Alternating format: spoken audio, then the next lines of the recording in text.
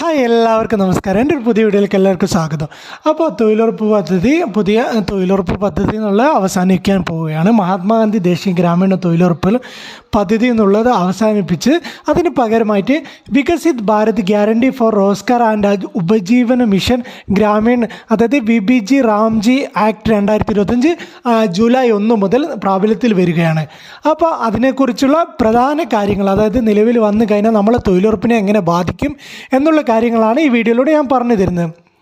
ഒന്നാമത്തെ മാറ്റം എന്ന് പറയുന്നത് തൊഴിൽ ഗ്യാരണ്ടി വർദ്ധിപ്പിച്ചു എന്നുള്ളതാണ്. അതായത് 100 തൊഴിൽ ദിനമായിരുന്നു നമ്മളെ MGNRGS നിലവിൽ നൽകിയിരുന്നത്. അത് 125 തൊഴിൽ ദിനമായി ഉയർത്തിയിട്ടുണ്ട്. അപ്പോൾ അതാണ് പ്രധാനമായിട്ടുള്ള മാറ്റം. പിന്നെ ജൂലൈ 1 മുതൽ നിലവിൽ വരും. ഇതിൻ്റെ പ്രധാന ലക്ഷ്യം എന്ന് പറഞ്ഞാൽ മറ്റേത് ദാരിദ്ര്യ നിർമ്മാർജ്ജനത്തിൽ ഊന്നിക്കൊണ്ടുള്ള പ്രവർത്തനങ്ങളായിരുന്നു നടന്നിരുന്നത്. എന്നാൽ ഇതിൻ്റെ ലക്ഷ്യം, VBG റാംജിൻ്റെ ലക്ഷ്യം എന്ന് പറയുന്നത് ഗ്രാമീണ മേഖലയുടെ സമഗ്രമായ പുരോഗതി, ആസ്തി നിർമ്മാണം, കാലാവസ്ഥ അതിജീവനം എന്നിവയിലൂടെ വികസിത് ഭാരത് 2040 എന്ന ലക്ഷ്യം കൈവരിക്കുക എന്നുള്ളതാണ് ഈ VBG റാംജി എന്നുള്ളത് കൊണ്ട് ഉദ്ദേശിക്കുന്നത്. പിന്നെ നിലവിൽ നൽകിക്കൊണ്ടിരിക്കുന്നത് FTO വഴി ഡയറക്റ്റ് ട്രാൻസ്ഫർ ആയിരുന്നു. എന്നാൽ ഇത് വേതനം നൽകി DBT വഴി പോസ്റ്റ് ഓഫീസ് അക്കൗണ്ടിലേക്ക് നൽകും. പണി കഴിഞ്ഞ് 15 ദിവസത്തിനുള്ളിൽ കൂലി നൽകിയിരിക്കണം. ഇതൊക്കെ മുന്നേ ഉള്ളതാണ് കേട്ടോ. 14 ദിവസത്തിനുള്ളിൽ നൽകിക്കൊണ്ടിരിക്കണം. പിന്നെ തൊഴിലില്ലാ വേതനം, അത് മുന്നത്തെ MGNRGSലുള്ള കാര്യം തന്നെയാണ്, ഇതിലുണ്ട്. തൊഴിലിയുടെ സൗകര്യങ്ങൾ ഇതൊക്കെ എല്ലാവർക്കും ലഭിക്കുന്നുള്ളത് ഇതിൽ പ്രത്യേകിച്ചൊന്ന് പറയാം. കുടിവെള്ളം, വിശ്രമ സ്ഥലം, പ്രാഥമിക ശുശ്രൂഷ കിറ്റ് എന്നിവയ്ക്ക് നിർബന്ധമാണ്. 5 വയസ്സിൽ താഴെയുള്ള 5 കുട്ടികളുണ്ടെങ്കിൽ അവരെ നോക്കാൻ ഒരു വനിതാ തൊഴിലാളിയെ നിയോഗിക്കുകയും അവർക്ക് വേതനം നൽകുകയും ചെയ്യും. ഇതിപ്പോൾ നിലവിലുള്ള കാര്യങ്ങളാണ്, MGNRGSലുള്ള അതേ കാര്യങ്ങളാണ്. പിന്നെ അപകടങ്ങൾ സംഭവിക്കുകയാണെങ്കിൽ സൗജന്യ ചികിത്സയും മരണമോ സ്ഥിരമായ വൈകല്യമോ സംഭവിച്ചാൽ പ്രധാനമന്ത്രി സുരക്ഷാ ബീമാ യോജന പ്രകാരം ധനസഹായം ലഭിക്കും. നിലവിലുള്ളതാണ് 75,000 മരിച്ചു കഴിഞ്ഞാൽ സാമ്പത്തിക സഹായം നൽകുന്ന പദ്ധതിയാണ് നിലവിലുള്ളത്. അപ്പോൾ അത് തന്നെ ഇത് കുറച്ചും കൂടി മാറ്റം വരുത്തുന്നുണ്ട്. പിന്നെ പ്രവർത്തന മേഖലകൾ എന്ന് പറയുന്നത് പ്രധാനമായും 4 മേഖലകളിലാണ് പ്രവർത്തിക്കുന്നത്. ഒന്ന് ജലസുരക്ഷ എന്ന് പറയുന്നതാണ്. മണ്ണ് ജല സംരക്ഷണം, കിണർ റീചാർജിങ്, തണ്ണീർത്തട പുനരുദ്ധാരണം. ഈ മണ്ണ് ജല സംരക്ഷണം എന്ന് ഉദ്ദേശിക്കുന്നത് നിങ്ങൾ നിലവിൽ എടുത്തുകൊണ്ടിരിക്കുന്ന പ്രവർത്തനം തന്നെ ആയിരിക്കും. പിന്നെ ഗ്രാമീണ അടിസ്ഥാന സൗകര്യങ്ങൾ, റോഡുകളും സ്കൂളുകളും അംഗനവാടികൾ, വീടുകൾ എന്നിവ ഇതിലുള്ള പ്രവർത്തനങ്ങളാണ് രണ്ടാമത്തേത്.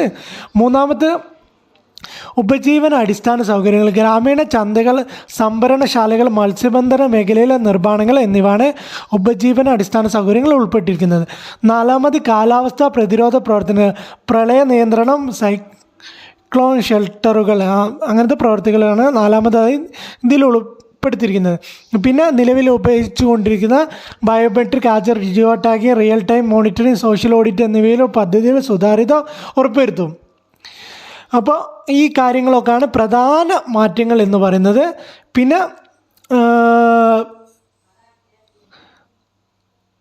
പിന്നെ ഇതിൽ വെറും തൊഴിൽ നൽകുക എന്നതിലൊരു ഉപരി ഗ്രാമങ്ങളിൽ ശാശ്വതമായ ആസ്തികൾ നിർമ്മിക്കാനും കാലാവസ്ഥാ വ്യതിയാനങ്ങളെ പ്രതിരോധിക്കാനും ഈ പദ്ധതി ലക്ഷ്യമിടുന്നു. നിലവിൽ നമുക്ക് തൊഴിലുറപ്പ് എന്ന് പറയുന്നത് തന്നെ വെറും തൊഴിലായിരുന്നു, അത് മാറ്റം വരുത്തി എന്നുള്ള കാര്യമാണ് പറയുന്നത്.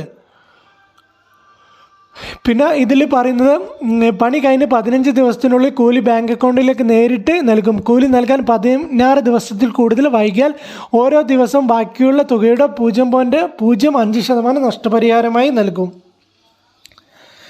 പിന്നെ തൊഴിലില്ലാ വേതനം, ജോലി ആവശ്യപ്പെട്ട് നിശ്ചിത സമയത്തിനുള്ളിൽ ലഭിച്ചില്ലെങ്കിൽ ആദ്യത്തെ 30 ദിവസം കൂലിയുടെ 4/1 ബാക്കി ദിവസങ്ങളിൽ പകുതിയും തൊഴിലില്ലായ്മ വേതനമായി ലഭിക്കും. ജോബ് കാർഡ്, ഈ കാര്യമായിരിക്കും എല്ലാവർക്കും സംശയമുള്ളത്. നിലവിലുള്ള ജോബ് കാർഡ് നിലവിൽ കണ്ടിന്യൂ ചെയ്യുക എന്നുള്ള കാര്യത്തിലായിരിക്കും. അപ്പോൾ ഇതിൽ പറയുന്നത് നിലവിലുള്ള EKYC പൂർത്തിയാക്കിയ ജോബ് കാർഡുകൾ പുതിയ കാർഡുകൾ ലഭിക്കുന്നത് വരെ നിലനിൽക്കും. അപ്പോൾ നിലവിലുള്ള തൊഴിൽ കാർഡുകൾ തന്നെ ആയിരിക്കും മുന്നോട്ട്. അത് മാറ്റാനുള്ള നിശ്ചിത സമയം 3 മാസം സമയപരിധി ഏറ്റാനുമാണ് നൽകിയിരിക്കുന്നതുകൊണ്ട് അപ്പോൾ അതിൻ്റെ ഉള്ളിലായിട്ട് പുതിയ തൊഴിൽ കാർഡിൽ നൽകും. ഇത് EKYC ചെയ്തിട്ടുണ്ട്, ഇത് നേരെ അങ്ങോട്ട് കൺവേർട്ട് ആയിരിക്കും, പുതിയ ഇതിലേക്ക് മാറുക എന്നാണ് അറിയാൻ കഴിയുന്നത്. പിന്നെ തൊഴിലിടങ്ങളിലെ സൗകര്യങ്ങൾ, നിയമപരമായ ഗ്യാരണ്ടി.